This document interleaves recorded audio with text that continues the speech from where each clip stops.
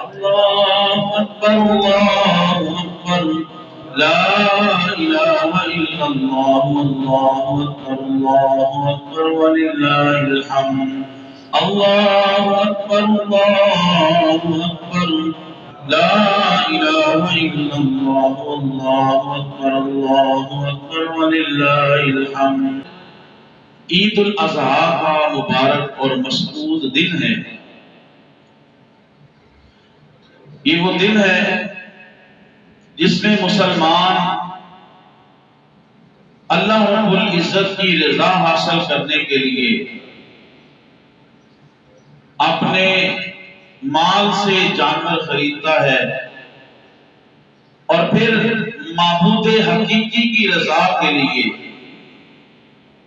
خلاق عالم جو اس کائنات کا حقیقی خالق اور مالک ہے اس کی رضا کے لیے اس کے پیغمبر ابراہیم خلیل اللہ علیہ السلام کی سنت کو ادا کرتے ہوئے جانور کو قربان کر کے وہ شرک کا کلا کما کرتا ہے، کیونکہ مشرک معبودان باطلان جو باطل معبود ہیں، جو پتھر کے بنے ہوئے ہاتھ سے بنے ہوئے بت ہیں، ان کے سامنے بحالت کفر وہ جانوروں کو ذبح کرتے ہیں۔ لیکن مسلمان اللہ تبارک و تعالی جو اس کائنات کا خالق و مالک ہے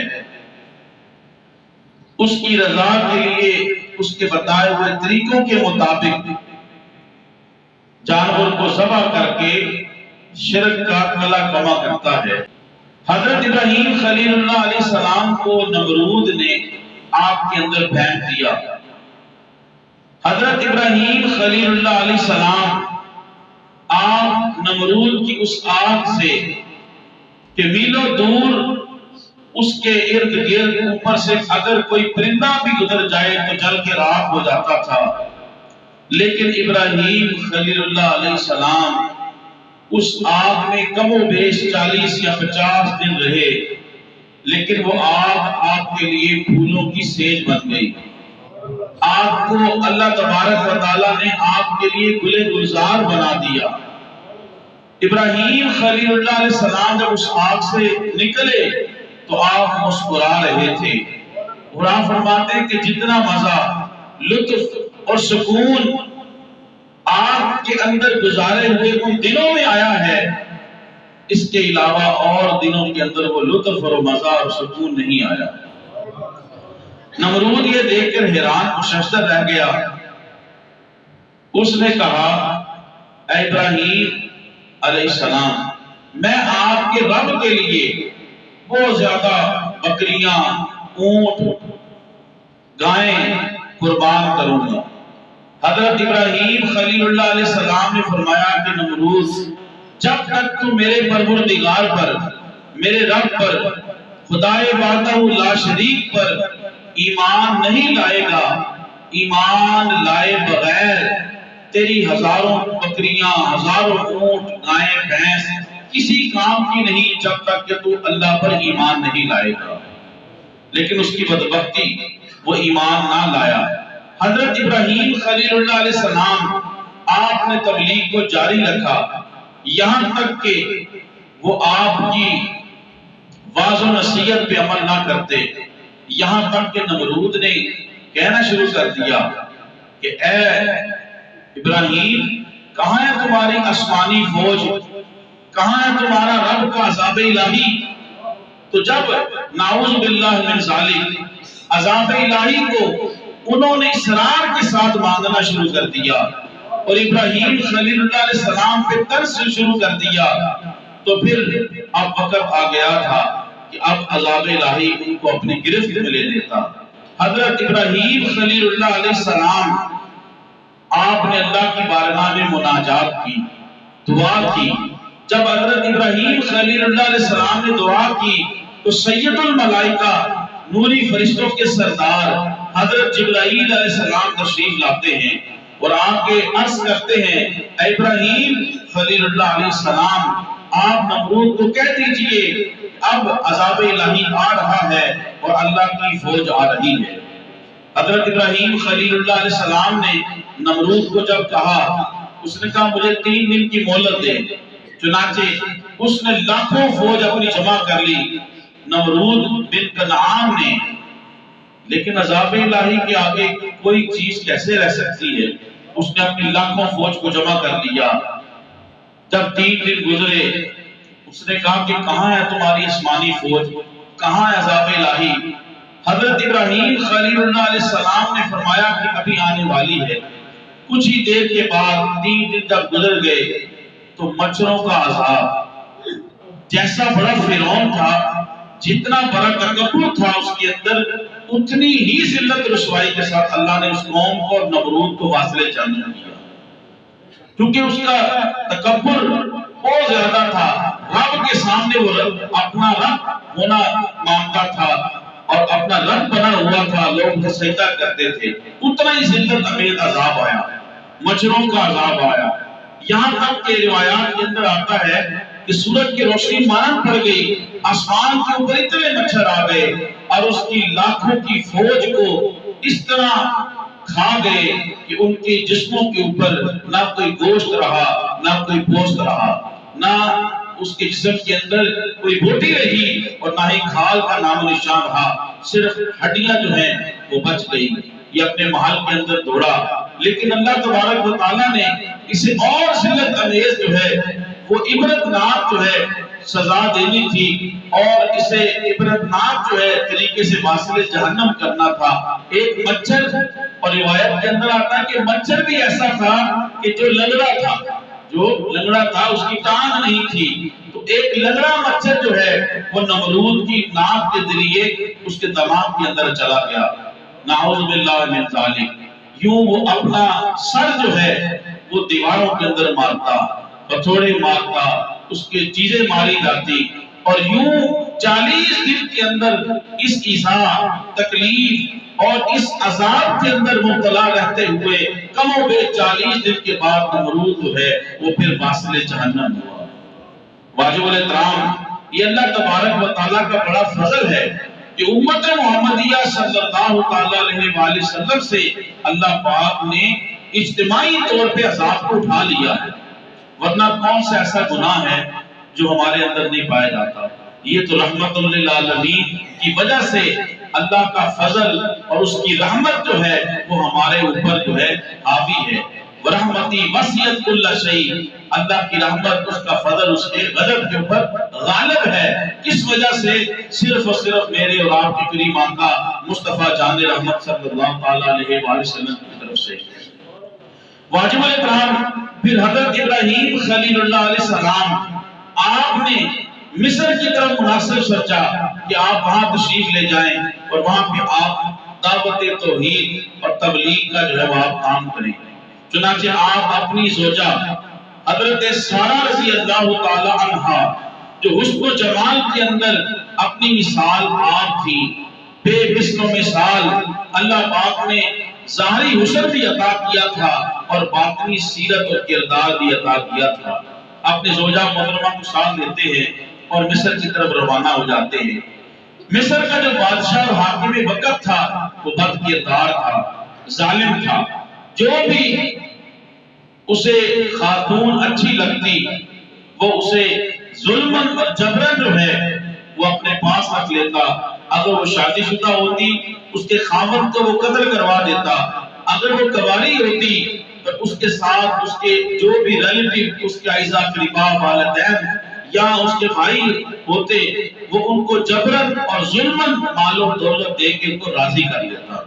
چنانچہ حضرت ابراہیم خلیل اللہ علیہ السلام، آپ اپنی زوجہ حضرت سارہ کو لے کے جب مصر کے اندر داخل ہوئے، اس نے اپنی اسی بدقیمت اور بد کرداری کے ساتھ جو ہے حضرت سارہ رضی اللہ تعالیٰ عنہ کو غصب کر دیا، اور جب وہ اپنے محل کے اندر لے گیا اور اپنی بدنیتی کے ساتھ حضرت سارہ رضی اللہ تعالیٰ عنہ کی طرف بڑھا، اللہ تبارک و تعالیٰ کی قدرت، اللہ تبارک و تعالیٰ نے ابراہیم خلیل اللہ علیہ السلام اور اس ظالم بادشاہ اور حضرت سارہ رضی اللہ تعالیٰ عنہ کے درمیان جو حجابات تھے وہ پردے تھے اٹھا دیے تاکہ ابراہیم خلیل اللہ علیہ السلام اپنی آنکھوں سے دیکھیں اور ان کے دل کے اندر کسی قسم کا شبہ پیدا نہ ہو بحیثیت بتقاضۂ بشریت اور بتقاضۂ انسانیت۔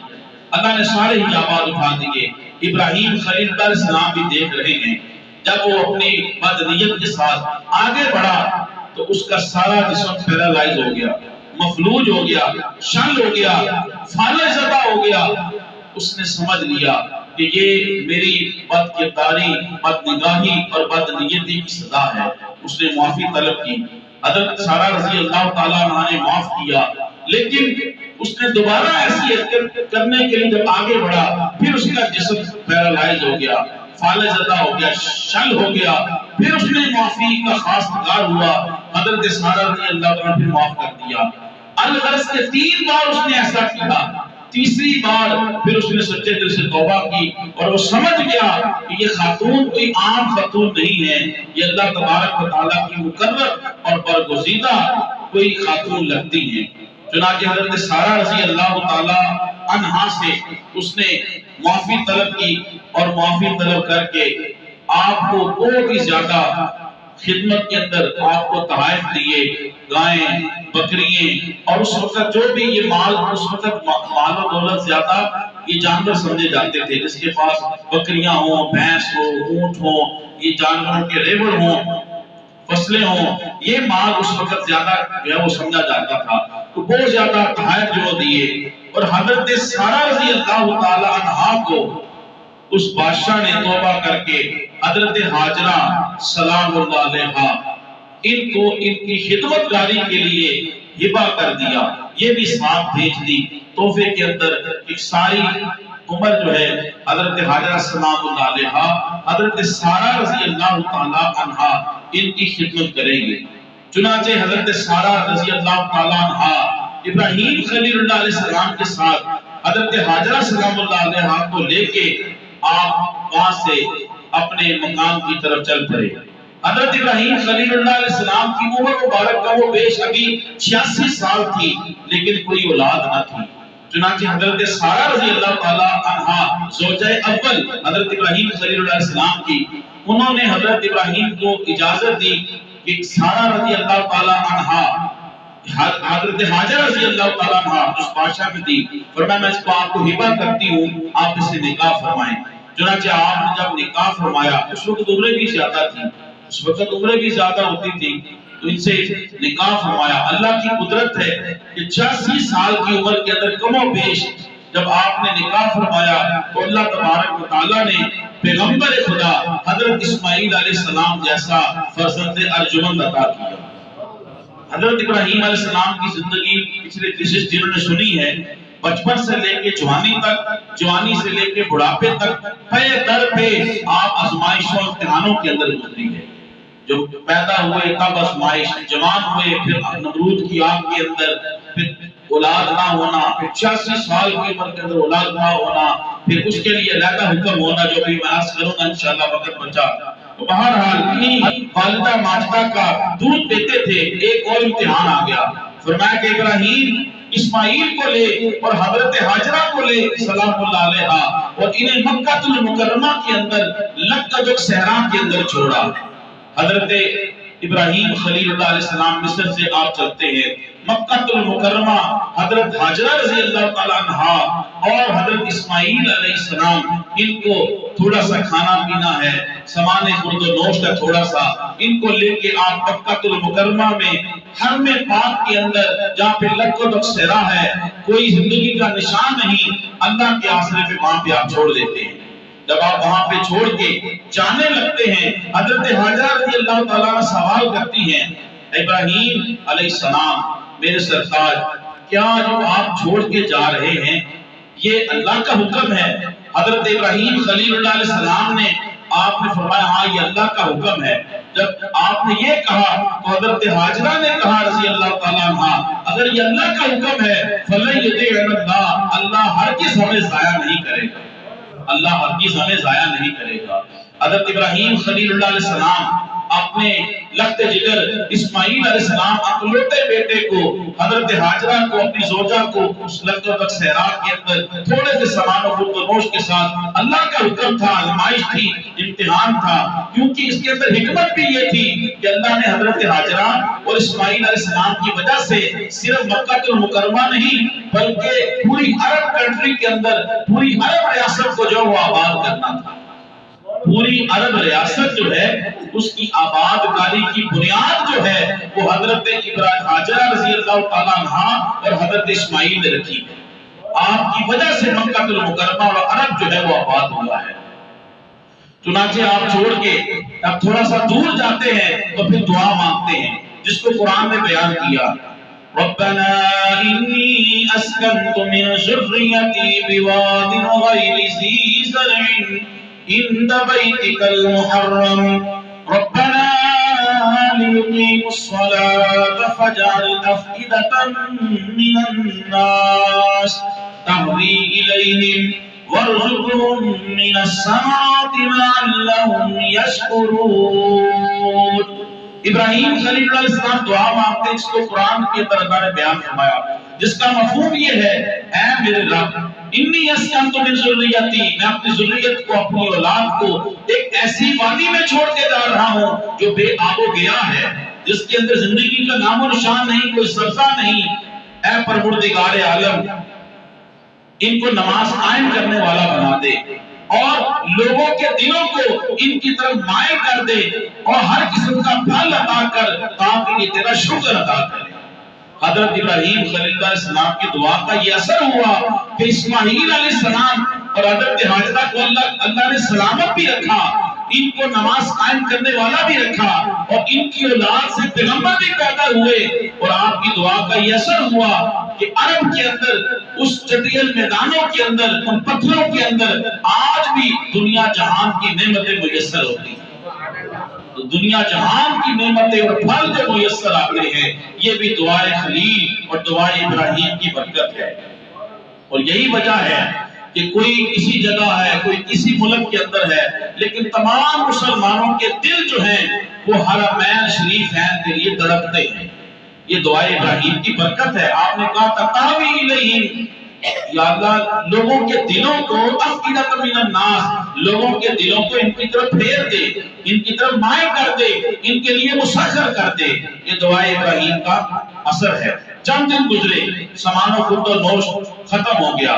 جب سامان و خورد و نوش ختم ہوا تو خود بھی کچھ نہ کھایا پیا تھا، سینے سے بھی خوراک ختم ہو گئی۔ حضرت اسماعیل علیہ السلام ابھی دودھ پیتے تھے۔ چنانچہ آج بھی حج عمرے کی سعادت کے لیے جو لوگ جائیں یا روزگار کے لیے جائیں تو عرب کے اندر اتنی شدید گرمی ہوتی ہے، تو اس وقت اسماعیل علیہ السلام کو جب پیاس محسوس ہوئی تو آپ جب رو رہے تھے تو والدہ سے دیکھا نہ گیا، تو آپ صفا مروہ کے اندر گئی، صفا کے اوپر چڑھی۔ اللہ تعالیٰ آج کے مقدس دن کے صدقے ہم سب کو بار بار ان شاعر اللہ صفا مروہ کی زیارت کرنے کی توفیق عطا فرمائے۔ تو آپ صفا مروہ کے اندر دوڑی، پانی کی تلاش کے اندر صفا سے مروہ جاتی، پھر مروہ سے آپ صفا تشریف لے آتی، اور درمیان میں آپ تھوڑا آہستہ ہو جاتی اور پیچھے مڑ کے آپ اپنے لخت جگر کو بھی دیکھتی اور پانی کی تلاش کرتی۔ 7 چکر لگائے صفا سے مروہ، مروہ سے صفا، صفا سے مروہ، مروہ سے صفا۔ آخر میں جب مروہ پہ جاتی ہے تو آواز آتی ہے جس کا مفہوم یہ ہے، اے ہاجرہ گھبراؤ نہیں، یعنی ہم نے انتظام کر دیا ہے۔ آپ جب اپنے لخت جگر کی طرف دیکھتی ہیں تو کیا دیکھتی کہ حضرت اسماعیل علیہ السلام آپ کے قدموں کے نیچے پانی جاری ہے۔ حضرت ہاجرہ رضی اللہ تعالیٰ عنہ فوراً دوڑتی آتی ہیں اور آ کے اس آب زمزم پانی کے ارد گرد پتھر لگاتی ہیں اور مٹی لگاتی ہیں، بند باندھتی ہیں اور ایک حوض بنا دیتی ہیں۔ حدیث پاک کے اندر آتا ہے، میرے اور آپ کے کریم آقا صلی اللہ تعالیٰ علیہ وسلم نے ارشاد فرمایا، اللہ تعالیٰ ہاجرہ پہ رحم فرمائے کہ اس نے زمزم کہا اور اس زمزم کے پانی کے ارد گرد بال لگا دی، اس کو بند لگا دیا، ورنہ وہ چشمہ جاری ہو جاتا اور ہر طرف پانی ہی پانی ہوتا۔ حضور فرماتے ہیں ہاجرہ پہ اللہ رحم کرے۔ چنانچہ حضرت ہاجرہ سلام اللہ علیہا، حضرت اسماعیل علیہ السلام آپ جو ہیں وہ پانی نوش کرتی ہیں۔ وقت نہیں، میں زیادہ باتیں عرض کرنا چاہتا ہوں، لیکن یہاں پہ آپ عقیدے کی بات دیکھیں کہ آب زمزم سارے پانی کیسے پیتے ہیں؟ بیٹھ کے۔ بولیے پانی کیسے پیتے ہیں؟ بیٹھ کے پینا چاہیے، سنت ہے، لیکن بعذر کبھی کبھار حضور علیہ السلام نے اجازت کے لیے شرعی مسئلہ ہے، آپ نے ایک دو بار کھڑے ہو کے بھی آپ نوش فرمایا، لیکن سنت یہ ہے، سنت متواترہ یہ ہے کہ بیٹھ کے پینا چاہیے۔ لیکن کیا ہے آب زمزم کیا پینا ہے؟ کھڑے ہو کے پینا۔ سارے پانی بیٹھ کے پینے ہیں، جس مرضی ملک میں چلے جائیں، لیکن آب زمزم کو کھڑے ہو کر پینا ہے۔ کیوں؟ اس کے ادب کے احترام کے پیش نظر۔ تو آب زمزم کیا ہے؟ یہ اللہ کے پیغمبر اسماعیل کے قدموں کی خیرات ہے، اسماعیل علیہ السلام کے قدموں کی خیرات ہے۔ اور جب اسماعیل علیہ السلام کے قدموں سے لگے ہوئے پانی کا اتنا ادب ہے، اسے کھڑے ہو کے پینا چاہیے، تو جب میرا اور آپ کا کریم آقا نبیوں کا امام آ جائے تو کھڑے ہو کے سلام پڑھنا بھی جائز ہے۔ پانی کا ادب تو جائز ہے۔ واجب الاحترام حضرت ابراہیم خلیل اللہ علیہ السلام کی زوجہ حضرت حاجرہ سلام اللہ علیہا صفا مروہ کے اندر دوڑتی ہیں۔ اللہ کو یہ عطا اتنی پسند آئی کہ قیامت تک کے لیے جو بھی حاجی آئے گے حج کے لیے، عمرے کے لیے، زائرین صفا مروہ کے درمیان ضرور دوڑیں گے، اور دوڑیں گے بھی ایسے کہ جیسے میری نیک بندیاں، میری ولیاں دوڑی ہے، کہ کہیں آہستہ ہو جاتی تھی، کہیں تیز ہو جاتی تھی۔ آج بھی جو زائرین اللہ سب کو لے جائے بار بار، جو یہ ہیں وہ دیکھتے ہیں کہ وہاں پہ باقاعدہ گرین لائٹ لگائی ہوئی ہے، یہاں پہ تیز ہو جانا ہے۔ فرمایا ایسے نہیں دوڑنا کہ صرف دوڑنا ہے، نہیں، دوڑنا بھی ایسے کہ جیسے وہ دوڑی تھی، جہاں وہ آہستہ ہوتی تھی وہاں آہستہ ہونا ہے، جہاں وہ تیز ہوتی تھی وہاں تیز ہونا ہے۔ قیامت تک کے لیے اپنی نیک بندیاں۔ تو وہاں پہ پانی آیا، پرندے آنا شروع، قبیلہ جرہم کا قافلہ جا رہا تھا، انہوں نے دیکھا پرندے ہیں، تو دیکھا زندگی کی آسان ہے، وہاں پہ آئے ابراہیم علیہ السلام کے لگتے جگہ اسماعیل وہاں پہ تشریف فرما ہے، حضرت حاجرہ ہیں، اسے اجازت طلب کی پانی کی، پھر قافلہ چلا گیا، کچھ لوگ وہی رہ گئے، اور یوں آبادی بنتی چلی گئی، اور یوں آہستہ آہستہ جو ہے مکہ المکرمہ اور پھر پوری عرب کی سرزمین آباد ہوتی چلی گئی۔ اگر میں آپ کو یہاں پہ جو میں نے باتیں پڑھی، یہاں پہ علماء نے لکھا اصل میں اسماعیل علیہ السلام کے پیشانی کے اندر میرے اور آپ کے کریم آقا کا نور چمک رہا تھا۔ تو علماء فرماتے اصل میں مکہ المکرمہ کی جو پہلی آبادی ہوئی ہے یہ اصل میں نور مصطفیٰ کی برکت ہے۔ عرب کو جو آبادی نصیب ہوئی ہے، جو آب زمزم نصیب ہوا ہے، اصل میں یہ بھی نور مصطفیٰ کی برکتیں ہیں۔ تو واجب الاحترام حضرت اسماعیل علیہ السلام جوان ہوئے تو حکم ہوا میرا گھر بیت اللہ تعمیر کرو۔ چنانچہ اگرچہ زمین و آسمان کی پیدائش سے 40 سال قبل ہی کعبۃ اللہ تبارک و تعالیٰ نے تعمیر فرما دیا، جیسے اس کی شان ہے حکم دیا، لیکن پھر باقاعدہ طور پہ آدم علیہ السلام کو حکم ہوا، اور پھر حضرت ابراہیم خلیل علیہ السلام کو حکم ہوا کہ آپ میرا گھر تعمیر کریں۔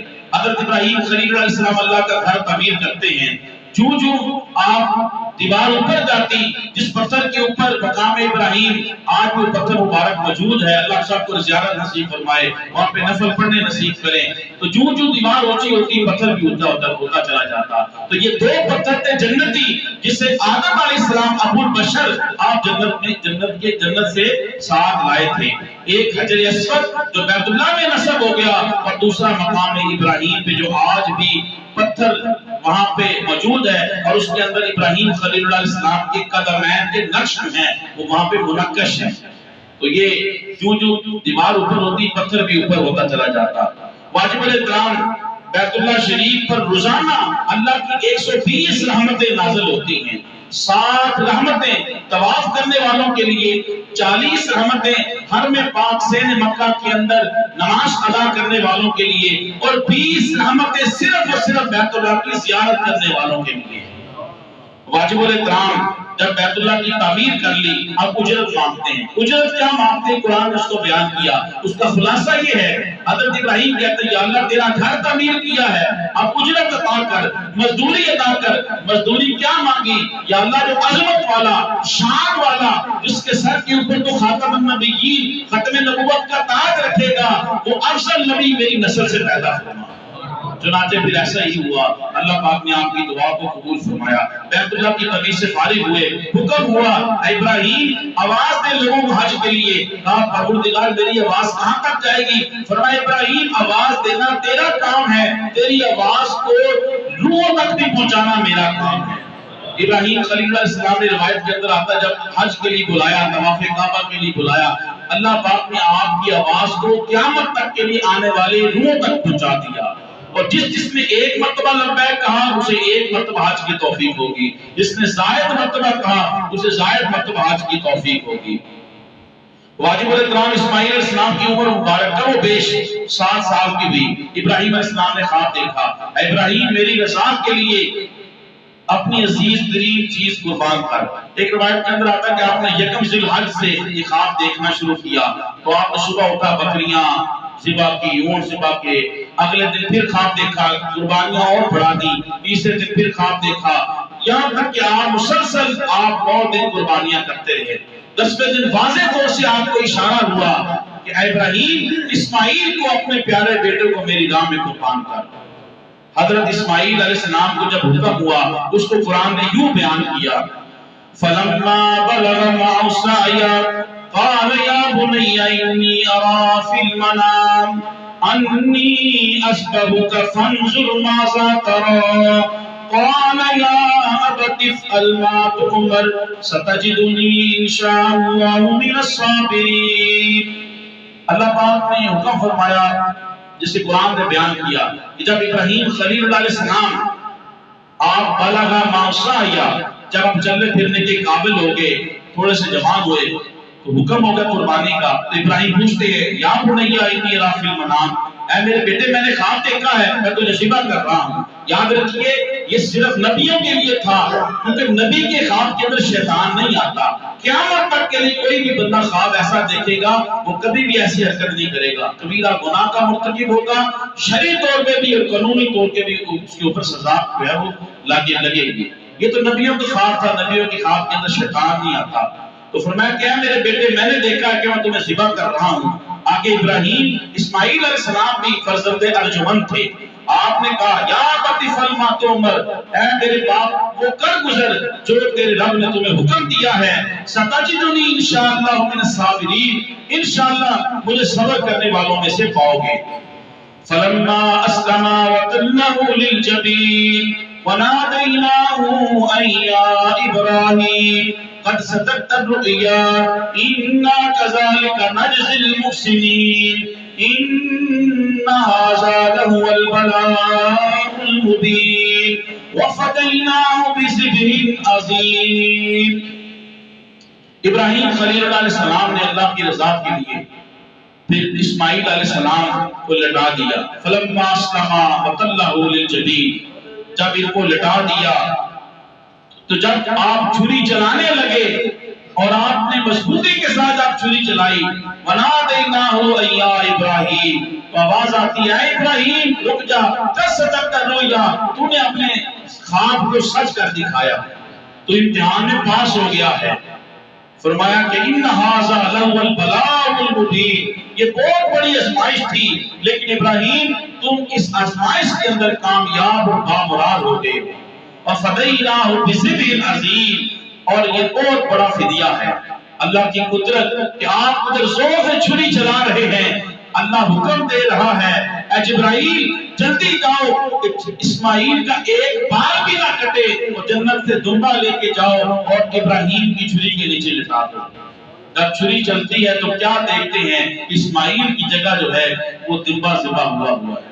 واجب الاحترام یہ حضرت ابراہیم علیہ السلام کی قربانی تھی۔ ابراہیم علیہ السلام نے جب حضرت اسماعیل علیہ السلام کو حکم ہوا تو نہلایا، غسل دیا، والدہ نے تیار کیا، کہا میں اپنے دوست کے پاس لے کے جا رہا ہوں۔ ابراہیم علیہ السلام اسماعیل علیہ السلام کو لے کے جب آپ چل پڑے، گھر سے نکل گئے، تو شیطان جو ہے وہ گھر میں آ گیا اور حضرت حاجرہ رضی اللہ تعالیٰ عنہ ان کو آ کے کہتا ہے کہ اے حاجرہ تمہیں معلوم ہے کہ ابراہیم کہاں پہ لے کے گئے اسماعیل کو؟ حضرت حاجرہ کہتی ہے اپنے دوست کے ہاں۔ حضرت حاجرہ کہتی ہے دوست کے پاس لے کے گئے ہیں۔ شیطان کہتا ہے نہیں نہیں ابراہیم اسے ذبح کرنے کے لیے لے کے گئے ہیں اور وہ یہ کہتے ہیں کہ یہ میرے رب کا حکم ہے، یہ میرے رب کا حکم ہے۔ حضرت حاجرہ سلام اللہ علیہا وہ بخشار اور نیک شیار بیوی، آپ نے کہا اگر یہ رب کا حکم ہے تو ایک اسماعیل کیا ہزاروں اسماعیل بھی ہو تو رب کے حکم پہ قربان ہے۔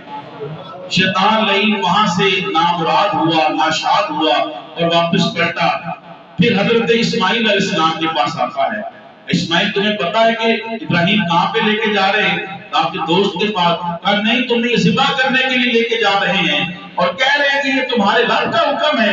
حضرت اسماعیل علیہ السلام فرزند ارجمن، آپ بھی یہ کہتے ہیں اگر یہ میرے رب کا حکم ہے، میرے والد کے رب کا حکم ہے تو رب کا حکم ہے تو ایک اسماعیل کیا میری ہزار جانیں بھی ہوں تو رب کے حکم کے اوپر قربان ہے۔ چنانچہ پھر شیطان لعین وہاں سے بھی مایوس ہو کے ابراہیم علیہ السلام کو وسوسے ڈالتے ہیں۔ ابراہیم علیہ السلام کو جب وسوسے ڈالے تو پھر حضرت ابراہیم خلیل اللہ علیہ السلام آپ وہاں پہ کنکریاں پکڑتے ہیں اور پتھر پکڑ کے آپ شیطان کو مارتے ہیں۔ تھوڑا سا آگے جاتے ہیں، پھر وسوسے ڈالتا ہے، آپ پھر کنکریاں مارتے ہیں۔ پھر جب آپ چلتے ہیں، پھر وسوسے ڈالتا ہے، پھر کنکریاں مارتے ہیں۔ یہی وجہ ہے آج شیطان تو نہیں ہے، لیکن آج ابراہیم علیہ السلام کی سنت کو جو اللہ نے زندہ رکھا ہوا ہے کہ آج بھی وہاں پہ جمعرات کو کنکریاں ماری جاتی ہیں، تو یہ سنت ابراہیم ہے۔ تو اللہ تبارک و تعالیٰ اپنے نیک بندوں کی عطاؤں کو بھی زندہ رکھتا ہے۔ واجب الاحترام حضرت ابراہیم خلیل اللہ علیہ السلام، آپ کی ساری زندگی جو ہے امتحانوں میں گزری، لیکن جب حق امتحان میں آپ کامیاب اور سرخرو ہوتے، اس سے ہمیں یہ سبق ملتا ہے کہ جب وہ جلیل القدر ہستیاں آزمائشوں میں رہی، امتحانوں میں رہی اور صبر کیا تو ہماری تو نیک اعمال کے اندر کوئی حیثیت ہی نہیں ہے۔ لہٰذا بحیثیت مسلمان ہمارے اوپر بھی اگر کوئی مصیبت آ جائے تو ہمیں اللہ کی ناشکری نہیں کرنی چاہیے، ہمیں اللہ کی نعمتوں کو بھی تو یاد رکھنا چاہیے۔ ہمارے اوپر اس نے کتنی دیر نعمتیں بھی کی ہیں، ابھی بھی نعمتیں ہیں۔ جب انسان کے اوپر مصیبت ہو تو ہر حال میں جو اللہ کا شکر ادا کرتا ہے، راضی و رضائے خدا رہتا ہے، اللہ تعالیٰ اس کے لیے راستے پیدا کر دیتا ہے۔ اللہ تبارک و تعالیٰ جن لوگوں نے قربانیاں کی ان کی قربانیوں کو قبول فرمائے اور اللہ تبارک و تعالیٰ پورے عالم اسلام کی خیر فرمائے۔ واجب الاحترام دو تین